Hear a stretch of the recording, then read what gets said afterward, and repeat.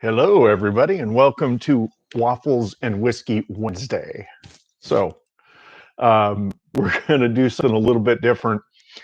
I have been fortunate enough to write in some anthologies, really wonderful anthologies with good friends.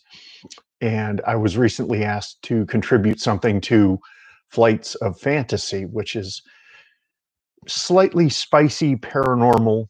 And rather than simply writing something that was slightly spicy and paranormal, I chose to do that, but do it in a humorous fashion. So what I came up with was called Pictures for Pleasure. Um, I don't know how many of you are 80s music fans. Hello. Hi, Donna.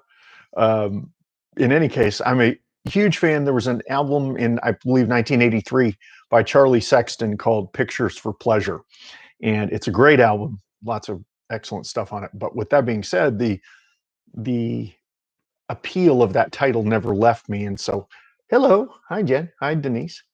So in any case, that's where I got this name from. And the story is predicated on a simple idea. What happens when an ancient Sumerian warlock, who may or may not be a god, purchases a paint and sip in rural Arkansas? And that's where this idea came from. And so that's where this story sort of launched. So it's about 6,000 words, which is really too much to read in one setting, but I'm going to read a little bit tonight, and then we'll chit chat and talk a little bit more about some other stuff that I'm reading.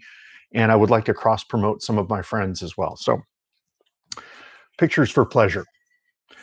Birdie, you out there? Stella picked her way across damp grass, feet bare. It was late October and things were cooling down at night. Finally. Yeah, came the answer, the voice oddly muffled. What is it? Stella asked, moving closer to the fence. She could smell cigarette smoke in the still air. It was just past 10 on a Saturday night, and if her sister Birdie was already smoking menthols, it must have been an interesting night next door. Take a look at my face and you tell me, Birdie said, blowing a plume of smoke skyward. She silently held the pack out to Stella, who took one without thinking. At the fence on a Saturday was the only time she ever smoked, at least since high school. Oh, what the hell? Stella asked, fighting a laugh. Birdie leaned into the oval of light from the flood over the shed. It lit up a small zone at the fence where they could both stand in or out of it as the mood dictated. Right now, Birdie was in, but then she leaned back out, letting the shadows drink her back in. Stella lit up with the proffered lighter dragging hard. Jimmy had been vigorous. She could still taste him in her mouth, and the smoke covered the taste of the fried appetizers they'd eaten at dinner 2 hours earlier. Fried things and wine, then home with Jimmy. He was a good man, but Lord, if he didn't get wound up on Saturdays. Just like Birdie's man, Cleet. You want to tell me about the makeup? Stella asked, fighting a smirk. Birdie sighed, then lifted her shoulders in a shrug. She was still a small gal, even 30 years out of high school, and pretty. She hadn't thickened like Stella, though both of them were still lookers compared to everyone else in their class, or neighborhood for that matter. Hi, Steph. Birdie sighed, then lifted her shoulders in a shrug. Oh, whoops, I repeated that.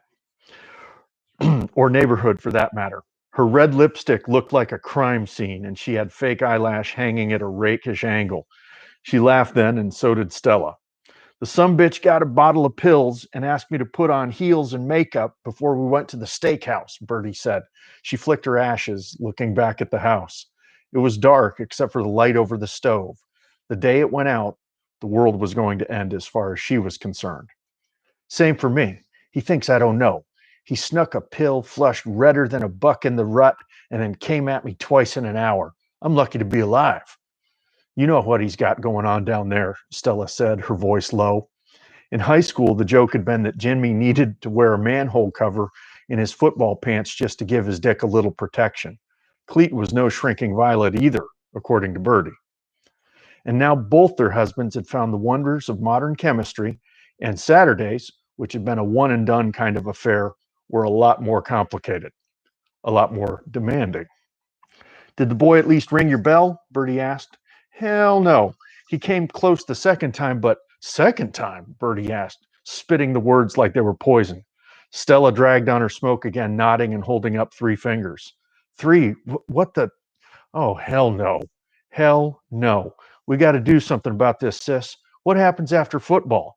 They'll be on us like ducks on a June bug, and well, Bertie spluttered. I kind of like it too, Stella said. But damn if they ain't selfish about it. I mean, come on. We've been married all these years and they're winning. We'll never catch up. And now Cleet watching internet videos about rekindling your fire and all that shit. I mean, look at this makeup. He gets overheated just watching me put it on. He ain't going to stop going for round 3 until his heart blows up, Bertie said, getting rid of her cigarette with a rebellious wrist flick. Damn those little pills.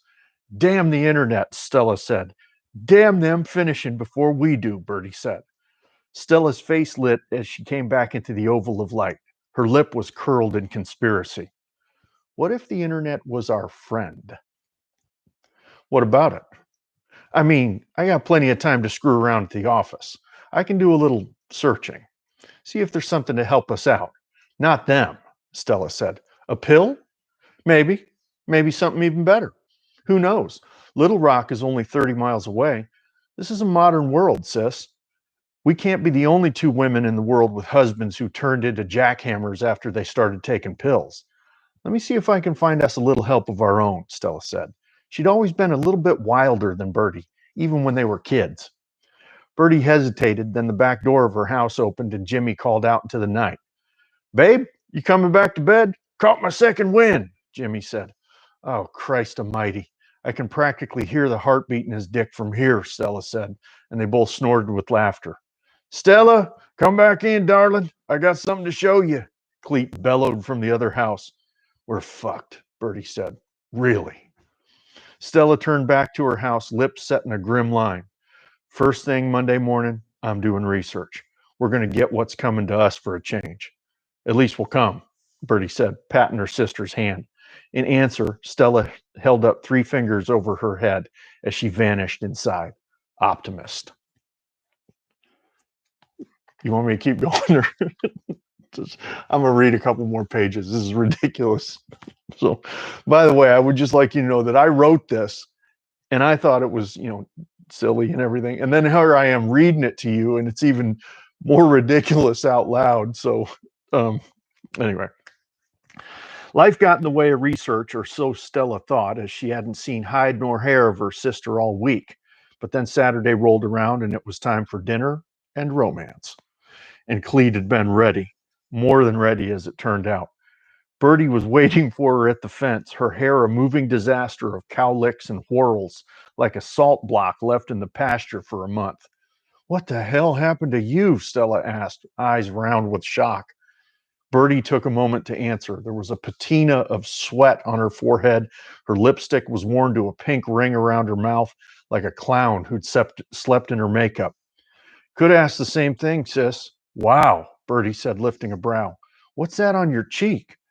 Goddamn glitter, that's what. He had me covered in body spray like some teenager in a back seat, and the sumbitch, well, did you notice anything different about Cleet? Bertie asked. Stella said nothing, but her brow furrowed slightly in the glow of the light. The air was cooler than the week before, and she had a sweater on over her robe. She fished a pack of menthols from her robe, lit one up, and handed it to Bertie, who took a drag and waited for her sister to speak. When Bernie looked at Stella, her face was laced with suspicion. Maybe. Why? You know why. Don't be sassy. Tell me. Bertie smiled grudgingly. She could never deny her sister. They shared a brain in some ways, being kin and all. Christ. All right. 2 things, if they're even possible. I swear his dick's getting bigger, and he can last 3 times as long. I used to be able to fit at least some of that thing in my mouth. On the couch when you all tried to stay quiet for the kids, right? Oh my God, you skank. How dare you? Bertie said, but she was smiling. How'd you know that was what it was? I can see the TV. He would never put on a documentary. Cleet does the same thing. Neither of those boys ever gave a damn about no French documentary unless they were putting their dicks in our mouths. They're twins that way, Stella said. He tried to convince me he was interested in penguins. The nerve of that man, Bertie said, laughing. That's what you get for your reputation, woman. If you hadn't, don't you say it. Well, it's true. You could have started a leaf blower in high school. You can't blame Jimmy, can you? Stella asked. Bertie held her hands up in surrender. Can't fight it. I'm an artist. But that doesn't mean something isn't going on with those pills. I don't think he got them from a doctor. I mean, you're good with numbers and I can manage people, but we both know bullshit when we see it. There ain't a pill to make a man's pecker actually grow, no matter what every smut page on the internet says. Not so sure about that, Stella said, holding up a business card. Found it in his wallet, where he hides his emergency beer money. Take a look. Bertie held the card up to the light, reading as her lips went into a circle.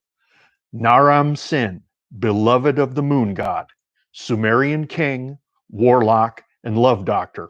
Also plumbing and minor electrical work. 259 West Pine Boulevard, closed Tuesdays. Fucking weirdo, Bertie said. I know. Who closes on Tuesdays? Right, but hey, closed Tuesdays? Like the paint place, right? Stella's eyes lit up. Right. The wine and paint or whatever just opened where the old bowling alley was. Yep, Bertie said. She finished her smoke and pointed downtown.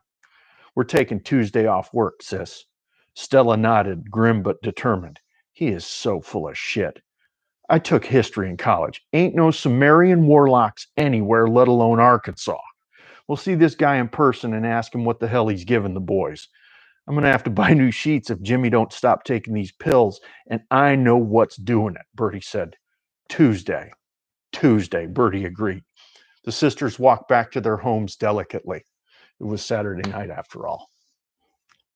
And we'll stop there for you like that plumbing and electrical. I thought it was so absurd because like he's supposedly a Sumerian god warlock, and yet he has to take plumbing and electrical gigs on the side just to make the paint and sip place work, which I think is just ridiculous. So but I had a lot of fun writing that, and I like the absurdity of it, and it's a little bit different.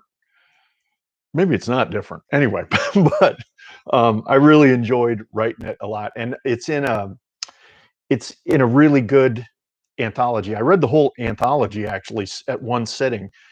It's called Flights of Fantasy.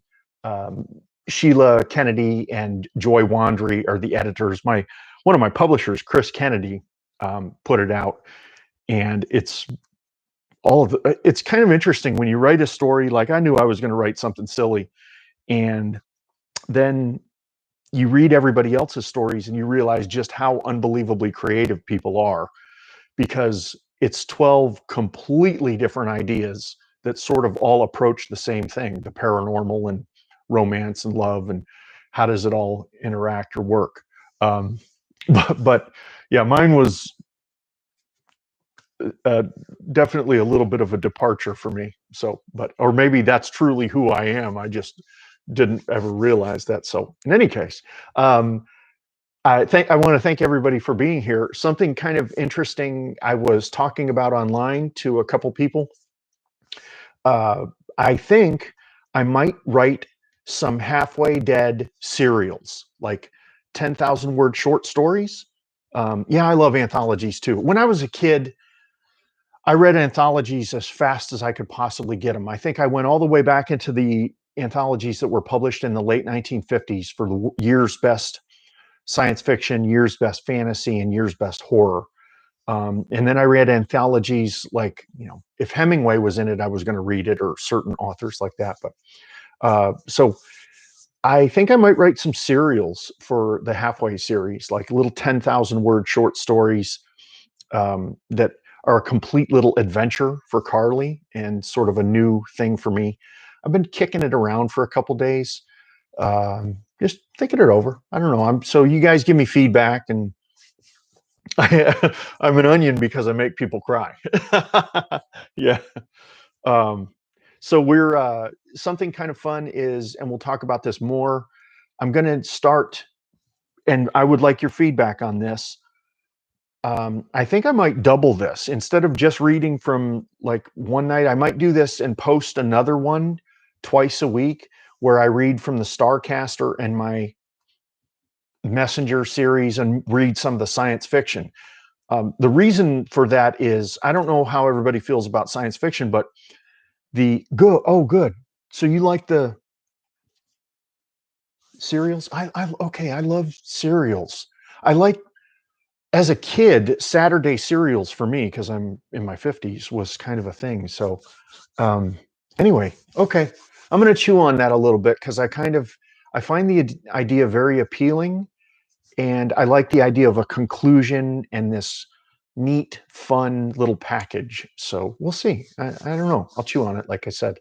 Um, so I'm probably going to double this and expand and read and also share more of my. I realized I was asking you to come along on this adventure with me and listen to me read, and you've been very kind. But I don't think I've been doing enough for my fellow writers. And I want to share their material as well. So starting next week, I'm going to start sharing other people's stuff that I am reading and that is just truly excellent. Two of my friends, uh, Aaron Spencer and Julia Whalen, are both writing books right now. If you haven't read My Oxford Year, I highly recommend it. Julia is infuriating to me because she's insanely talented. She's a great actress.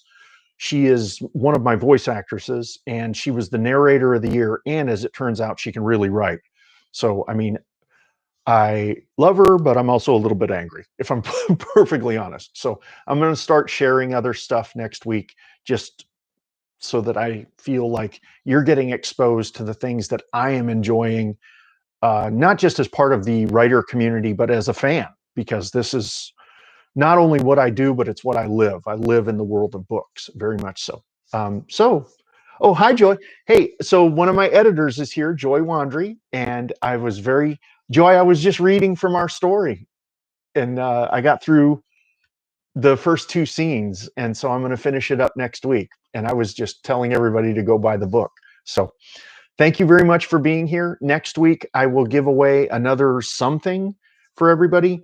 I will be posting graphics on Twitter and Instagram and stuff like that. Stephanie received her waffle charm this week. That was a lot of fun sending that out. I ordered some more waffle charms, and I'm going to order some more goodies for everybody. So we'll be doubling this. So we're not just reading paranormal stuff, but I'm also going to read sci-fi stuff as well and teach you a little bit about why I am a giant nerd, because that is in truth how this happened going back to my teen years. So thank you very much for being here. Wash your hands. Everybody be cool. I have enjoyed this very much, and let's talk more online. Okay. All right. Cheers.